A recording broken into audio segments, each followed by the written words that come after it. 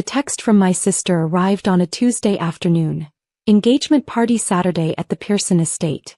7 p.m. Cocktail attire. I was in a board meeting when it came through. I glanced at my phone, smiled slightly, and turned my attention back to the CFO's presentation on our latest acquisition. I texted back during the break. Congratulations. I'll be there. Her response came an hour later. Actually, Maya, we need to talk about the guest list. I called her from my office, the corner office on the 42nd floor of Tech Venture Tower, overlooking the city's financial district.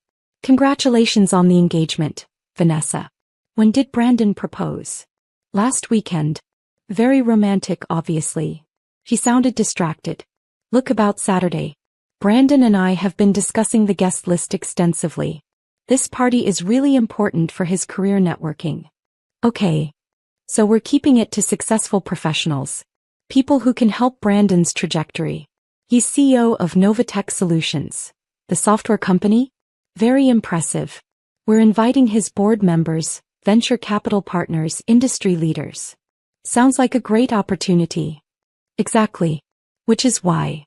She paused. Maya, you understand that we need a certain caliber of guest. People with impressive careers, real achievements. Brandon's colleagues are all very accomplished. I see. You're still doing that freelance consulting thing, right?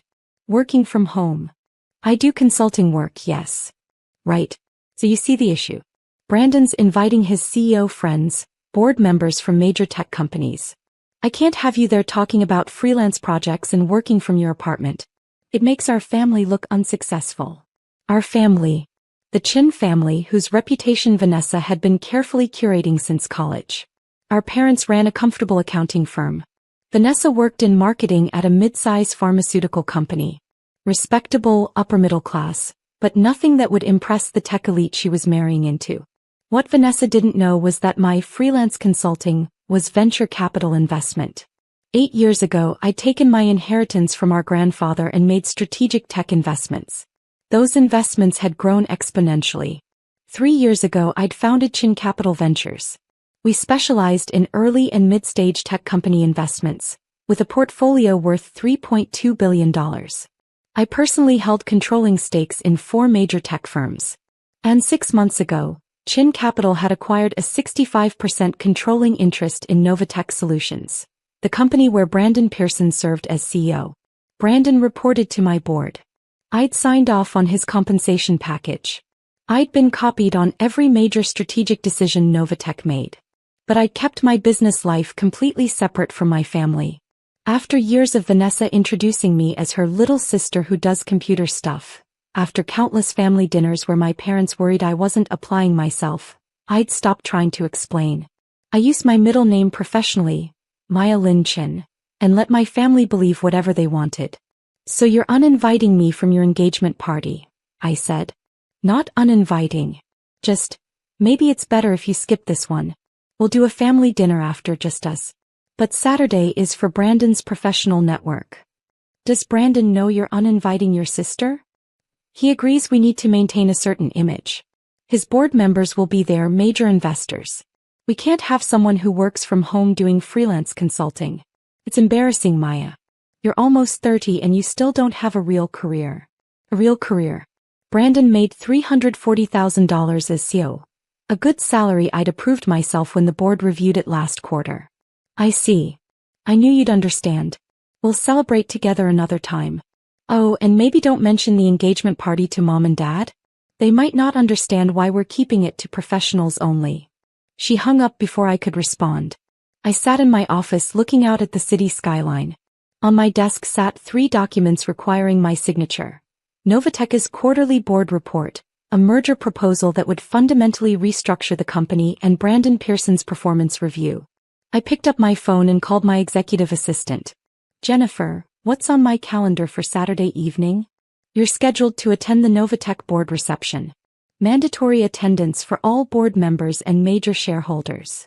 What time? 7 p.m. At the Pearson estate. It's a dual celebration. Brandon Pearson's engagement party and the board's quarterly gathering. Of course. Brandon had scheduled his engagement party at the same venue, same time as the mandatory board reception. Confirm my attendance. And Jennifer? Make sure my name card identifies me as the primary shareholder and board chair. Will do, Ms. Chin. I looked at the merger documents on my desk. The proposal would consolidate Novatech with two other Chin Capital portfolio companies, creating a larger entity with new leadership structure. Brandon's role as CEO would be eliminated. He'd be offered a VP position in the merged company or a generous severance package. The board vote was scheduled for Monday. As majority shareholder, my vote would determine the outcome. I signed the merger approval with my usual signature. M. Lin Chin, Chair, Chin Capital Ventures. Saturday would be interesting. Hold up. The Pearson estate was elegant. A historic mansion converted into an event venue. I arrived at 7:15, deliberately late enough that most guests would already be there. The valet took my car, a Tesla Model S. I wore a black Armani cocktail dress with minimal jewelry. Professional but not flashy.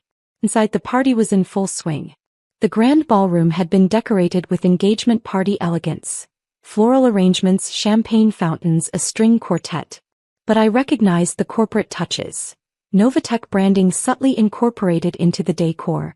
Company executives clustered in conversation groups. I spotted Vanessa immediately. She wore a white dress, her engagement ring prominently displayed as she held court with a group of women. Brandon stood nearby with several men in suits. Novatech's CFO, the VP of Engineering, two board members who held minority stakes.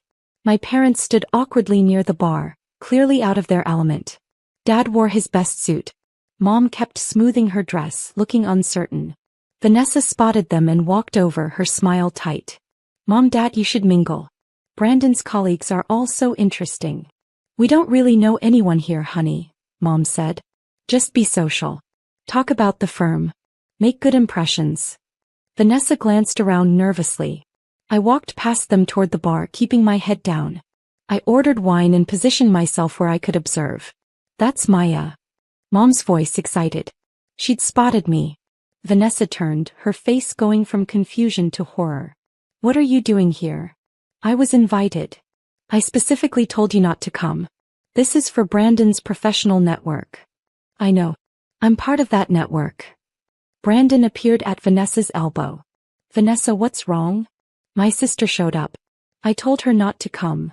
Brandon looked at me blankly. I'm sorry, have we met? Not in person. Maya Lin Chin. Chin Capital Ventures. I watched the recognition dawn. His expression shifted from polite confusion to shock. You're Lin Chin? From the board. Primary shareholder and board chair, yes. Vanessa looked between us, not understanding. What are you talking about? Maya does freelance consulting. Your sister owns 65% of my company, Brandon said faintly. She's my boss. The conversation around us stopped. The Novatech executives were staring. My parents looked completely confused. Vanessa laughed nervously. That's ridiculous. Maya works from home doing computer consulting. I own controlling interest in Novatech Solutions among other companies, I said calmly. Chin Capital Ventures has a $3.2 billion portfolio. I've been on Novatech's board for 6 months. Brandon reports directly to me. That's impossible. I'm a venture capitalist. I invest in and acquire tech companies. Novatech was one of our acquisitions. Brandon's face had gone pale. His fiancé had just uninvited his primary shareholder and boss from their engagement party because she thought her sister was unsuccessful. The CFO approached cautiously. Miss Chin, we weren't expecting you.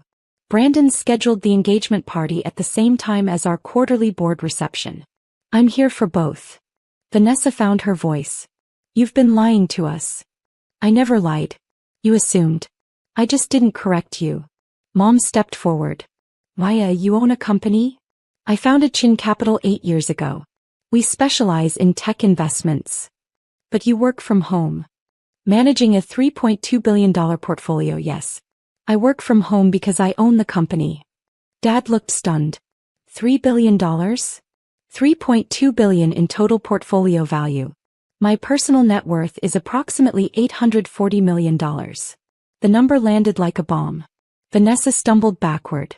Brandon looked sick. The room had gone completely silent. Every guest was watching the engagement party, forgotten. Revelation. Brandon recovered first, his CEO instincts kicking in. Miss Chin, I apologize for any confusion. You would have what? Reconsidered the engagement. He looked embarrassed. I turned to address the room. Since we're all here for the board reception anyway, I should share some news. The board will be voting Monday on a significant merger proposal. Brandon's expression shifted to alarm. What merger proposal? Chin Capital is consolidating Novatech with two other portfolio companies, DataStream Technologies and Quantum Analytics. The merger will create a larger, more competitive entity called Chin Digital Solutions. The executives exchanged glances. This was clearly news to them. We'll maintain Novatech's client base and expand service offerings significantly. It's a strategic move that will increase shareholder value by an estimated 37%. What happens to current leadership? The CFO asked carefully. The merger requires organizational restructuring. The combined company will need one CEO, one CFO, consolidated VP positions. We'll be eliminating some redundant executive roles. Brandon's face went from pale to red. You're firing me.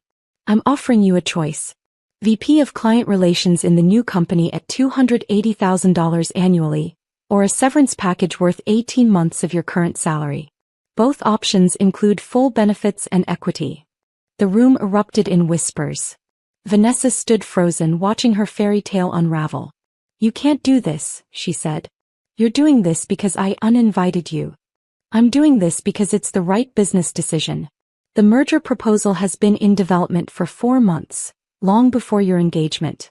The board vote is a formality. I control enough shares to approve it regardless. I looked at Brandon.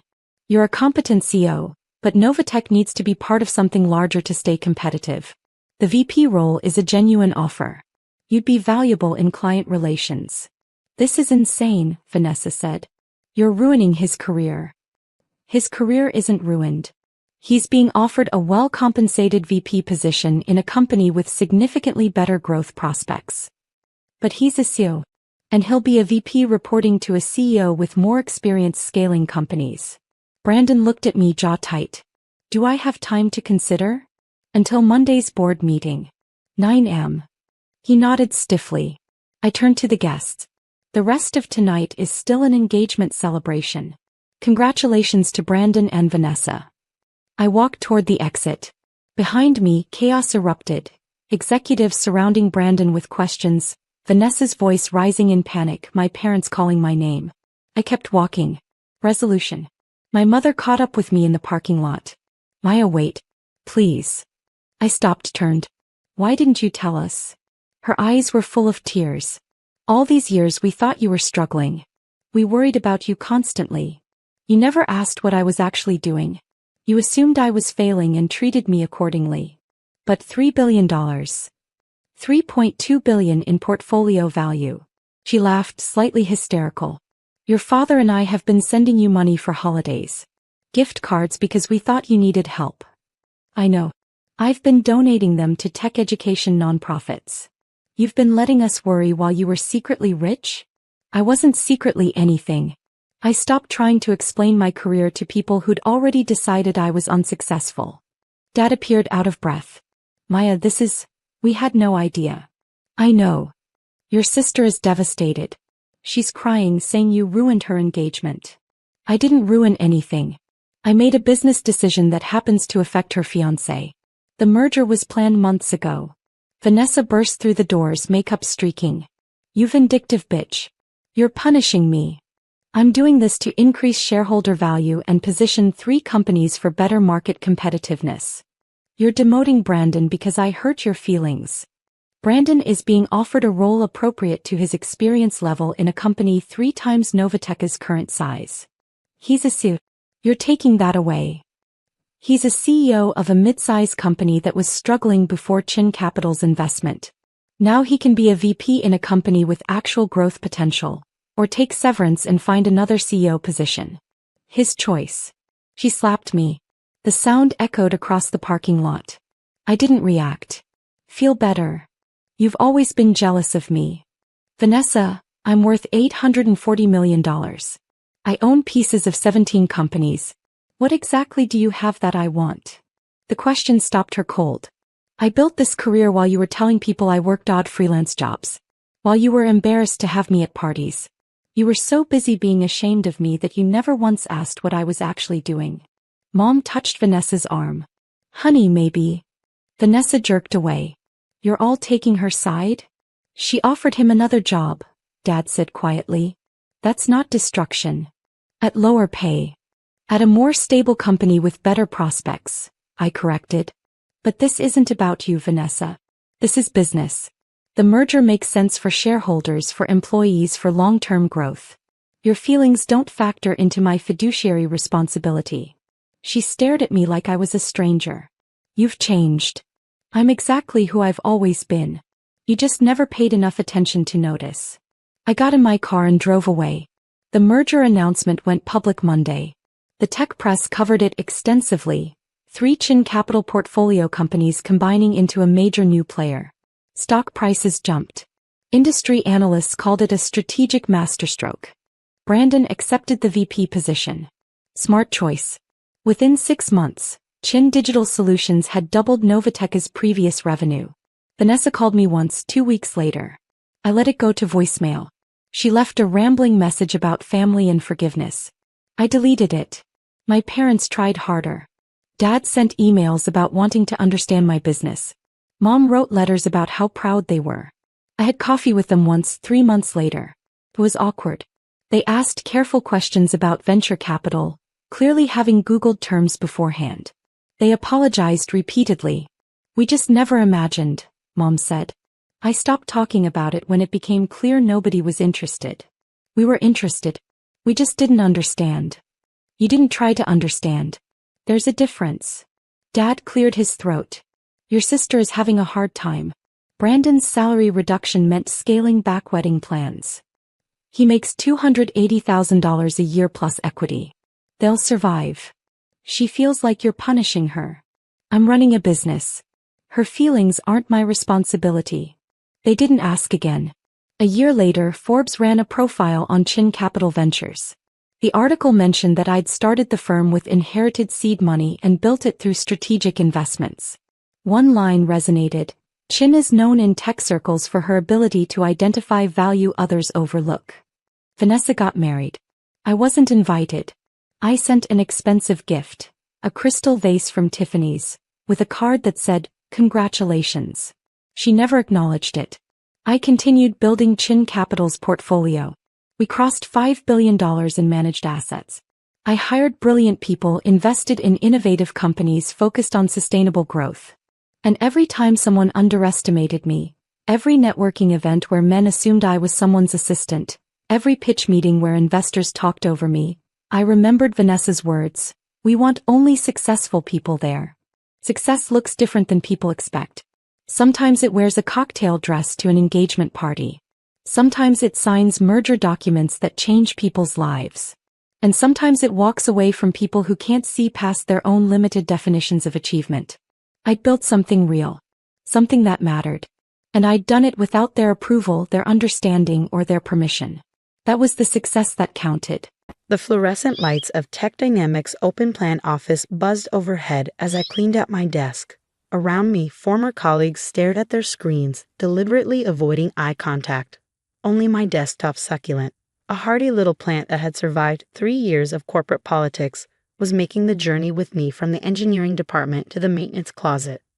My name is Alex Chen, and at 28, I'd just been demoted from senior software engineer to janitor, all because I refused to give CEO Marcus Sterling what he wanted, full credit for my work. Need help carrying your things to your new office, Alex? Derek Sterling, the CEO's nephew and my immediate supervisor, smirked as he passed by. Though I guess it's just a closet now. I carefully wrapped my succulent in paper. I've got it, thanks. The past 6 months at Tech Dynamic had been a masterclass in corporate toxicity. What started as subtle credit stealing had evolved into outright harassment after I'd refused to let Marcus Sterling put his name on my quantum encryption algorithm. Now, instead of firing me, which would have violated my contract and given me grounds for a lawsuit, they'd found a more creative way to push me out. All employees must be utilized according to their demonstrated capabilities. Marcus had announced at this morning's all-hands meeting, and Alex Shen has demonstrated that they're better suited to maintenance than engineering. The laughter still echoed in my ears. 3 years of innovative solutions, successful projects, and glowing client reviews, all erased because I wouldn't play by Sterling's rules. What no one at Tech Dynamic knew, what no one could know yet, was that I'd seen this coming months ago. More importantly, I prepared for it. In the maintenance office, Joe Martinez, the actual head of maintenance, helped me set up a small desk in the corner. "This isn't right, Alex. You're the best engineer we've got."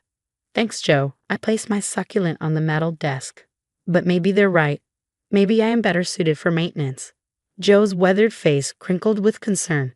He'd been at Tech Dynamic for 20 years, keeping the building's systems running while executives like Sterling took credit for others' innovations.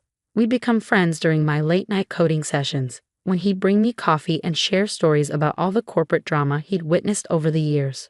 "You're up to something," he said quietly. "I know that look." I smiled, just focusing on my new responsibilities. "Oh-ha." He didn't believe me, but he also didn't push. That's what I liked about Joe. He understood the value of keeping certain cards close to your chest. My phone buzzed.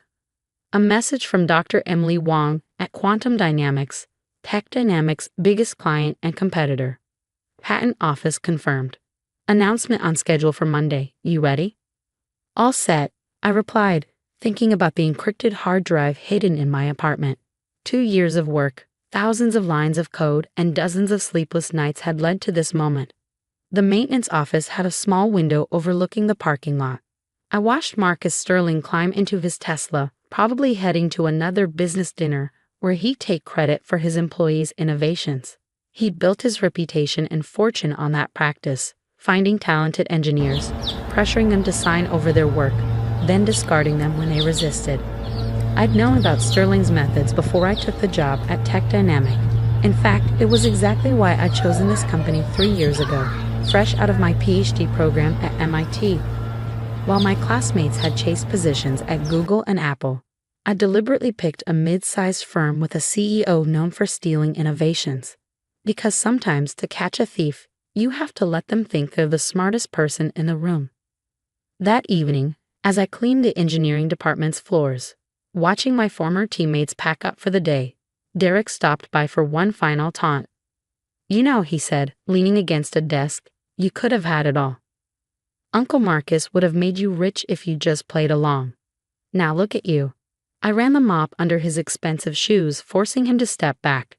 "We all end up where we belong, Derek." He laughed. "Keep telling yourself that while you're scrubbing toilets."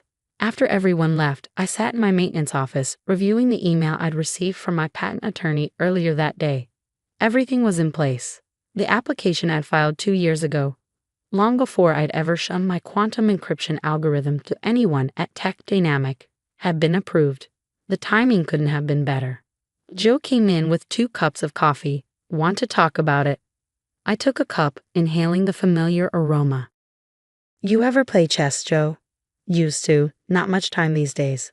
My grandfather taught me," I said, thinking about the lessons that had brought me here. "He always said the most important moves are the ones you make before your opponent knows the game has started." Joe's eyes sparkled with understanding. "And when did this game start, Alex?" 2 years, 4 months, and 16 days ago, when I first read about Marcus Sterling's pattern of stealing patents from his engineers. I pulled up an article on my phone, one of many about Sterling's business practices, most focused on his genius for spotting innovative technology. A few mentioned the string of engineers who'd left the company under mysterious circumstances. None had managed to prove anything. "The thing about men like Sterling," I continued, "is that they're so used to taking what they want, they never stop to ask why someone would make it so easy to take." Joe leaned back, realization dawning. "The algorithm you've been working on, the one they've been pressuring you about," I nodded, "is a trap. A very elaborate, very carefully designed trap. And they're about to spring it?" "No," I said, checking my watch. "They already have. They just don't know it yet." My phone buzzed again. Another message from Dr. Wong. "Board meeting concluded. Press release approved. Monday will be interesting." Joe studied my face. "You know, in 20 years, I've seen a lot of people try to fight back against Sterling. None of them won. That's because they tried to fight him directly, I said, standing to begin my evening cleaning rounds. But the best way to beat someone like Sterling isn't to fight them. It's to let them believe they've already won. As I pushed my cleaning cart through Tech Dynamics' quiet halls, I thought about all the nights I'd spent here, allegedly working on the algorithms Sterling wanted so badly. In reality, I've been laying groundwork for something much bigger. Every line of code, every technical document, every presentation had been carefully crafted for this moment. Monday morning, when Quantum Dynamics made their announcement, Marcus Sterling would learn an expensive lesson about underestimating the people he thought he could use and discard. But for now, I had floors to mop and trash cans to empty. After all, a good chess player knows that sometimes the best position on the board looks like the worst. And I had 48 hours until checkmate. Monday morning arrived with the kind of perfect clarity that only comes before a storm. I was polishing the glass doors of Tech Dynamics' lobby when Marcus Sterling strode in, tablet in hand, radiating the smug confidence of a man who thought he owned not just the building, but everyone in it. "Chen," he barked. "There's a scuff mark by the elevator. Take care of it." I nodded, hiding my smile as I checked my watch. 8:47 a.m. Quantum Dynamics press conference would begin in exactly 13 minutes. The lobby began filling with employees heading to their morning meetings. Direk arrived, already looking at his phone as he walked toward the executive elevator. He stopped suddenly, frowning at his screen. "Uncle Marcus," he called out, "you need to see this." I kept polishing the glass, watching their reflections as they huddled over Derek's phone. Their expressions shifted from confusion to concern to something approaching panic. "Get legal on the phone," Marcus snapped. "Now." 8:55 a.m., right on schedule. By 9 o'clock a.m., Tech Dynamics lobby had transformed into chaos. Executives rushed between offices, phones rang incessantly, and a crowd had gathered around the wall-mounted TV displaying CNBC's tech news coverage. Breaking news from the quantum computing sector, the anchor announced. Quantum Dynamics has announced a revolutionary breakthrough in encryption technology. CEO Dr. Emily Wang is live at their headquarters to demonstrate what they're calling the future of data security. The camera cut to Dr. Wang, standing before a packed auditorium. "What we're unveiling today isn't just an improvement in encryption. It's a fundamental paradigm shift in how we protect digital information." Marcus Sterling's face had turned an interesting shade of purple. The algorithm she was describing, the one being demonstrated on screens behind her, looked remarkably similar to the one I'd been developing at Tech Dynamic, the one Sterling had been pressuring me to sign over to him. But there were crucial differences. Differences that only someone with a PhD in quantum computing would notice. Differences that made this version significantly more advanced than what I'd shown Tech Dynamic. Most importantly, Dr. Wang continued, this technology is fully protected by patents filed over 2 years ago by its original inventor. The presentation screen changed to display a patent document. There was my name, clear as day, primary inventor, Alex Chen, Ph.D. The lobby fell silent. Every head turned toward where I stood with my cleaning supplies. "You." Marcus Sterling's voice shook with rage. "My office. Now." I carefully placed my cleaning supplies in their designated spot. "Of course, sir. Though you might want to see the rest of Dr. Wang's presentation first." On screen, Dr. Wang was explaining the partnership aspects of the patent. This technology will be licensed exclusively through Quantum Dynamics, with strict ethical guidelines for its implementation. We're particularly excited about its applications in protecting personal privacy and preventing corporate espionage. Sterling's face went from purple to ash white as she continued. "We've already identified several instances of attempted theft of this technology, including," she paused for effect, "documented cases of corporate executives attempting to pressure the inventor into surrendering the rights." The display behind her showed emails, meeting recordings, and documentation. All the evidence I'd been carefully collecting for 2 years. Every attempt by Sterling and his nephews to steal my work. Every threat. Every instance of harassment, all meticulously archived and timestamped. "Security," Sterling barked. "Escort Chen out of the building." "Actually," I said, pulling out my phone, "you might want to hold off on that." I showed him the email I just received from Tech Dynamics Board of Directors, requesting my immediate presence at an emergency meeting. "It seems we're both expected upstairs." The next few hours were a blur of revelations. In the boardroom, I explained how I developed two versions of the encryption algorithm. The first, the one I'd shown Tech Dynamic, was real but intentionally flawed. Any attempt to implement it would have exposed user data instead of protecting it. The actual working version had been developed in secret, patented early, and licensed to Quantum Dynamics. You deliberately deceived this company, Sterling accused. No, I corrected him. I deliberately created a honeypot to catch a corporate thief. Every attempt you made to steal my work was documented and will be included in the SEC investigation that begins. I checked my watch. Right about now. On cue, the boardroom door opened to admit 2 FBI agents and a representative from the Securities and Exchange Commission. Mr. Sterling, one agent began, we have some questions about a pattern of intellectual property theft at Tech Dynamic. What followed was the corporate equivalent of a controlled demolition. As federal agents combed through Tech Dynamics records, more victims of Sterling's patent theft scheme came forward. Former employees revealed similar stories of stolen innovations and forced resignations. By evening, Marcus Sterling had been suspended pending investigation. Direk and several other executives were placed on administrative leave. The board appointed an interim CEO, Dr. Sarah Martinez, a respected engineer who left Tech Dynamic years ago after her own clash with Sterling. I have to ask, Dr. Martinez said when we met the next day. Why go through all this? Why not just take your algorithm straight to Quantum Dynamics? I thought about all the brilliant engineers whose innovations Sterling had stolen, whose careers he derailed.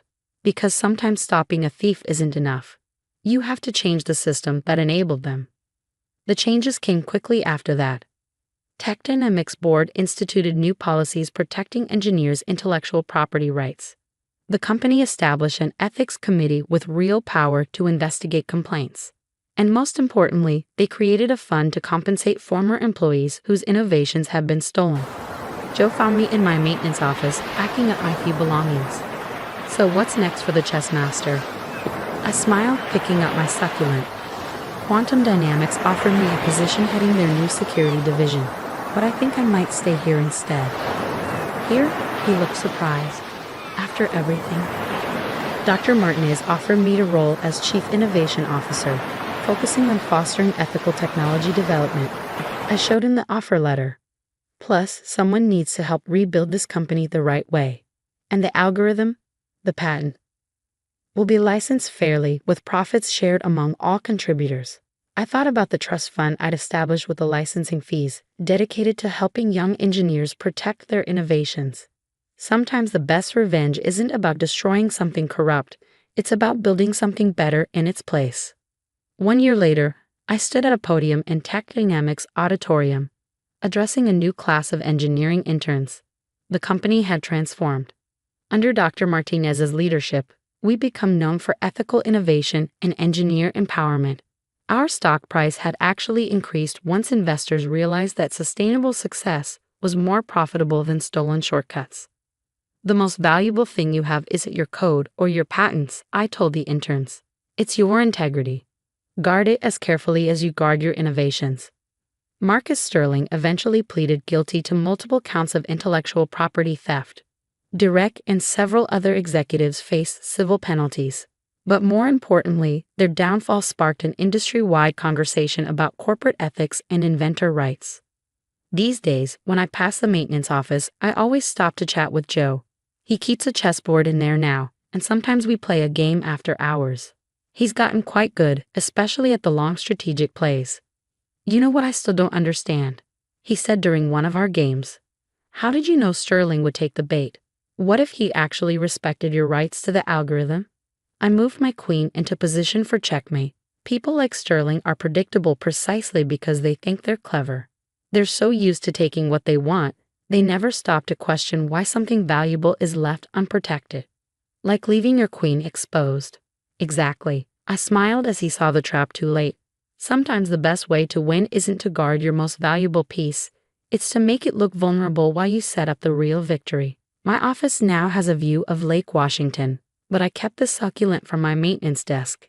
It sits next to my PhD diploma and the framed patent document, reminding me that sometimes you have to be willing to look powerless to achieve real power. Last week, A young engineer from another company reached out for advice about a supervisor trying to steal her innovation. I took her to coffee and shared my story. By the end of our conversation, she had a plan to protect her work and the confidence to stand her ground. Because that's the thing about corporate thieves. They only win when we believe their position makes them invincible. But true innovation, like true justice, doesn't come from power or position.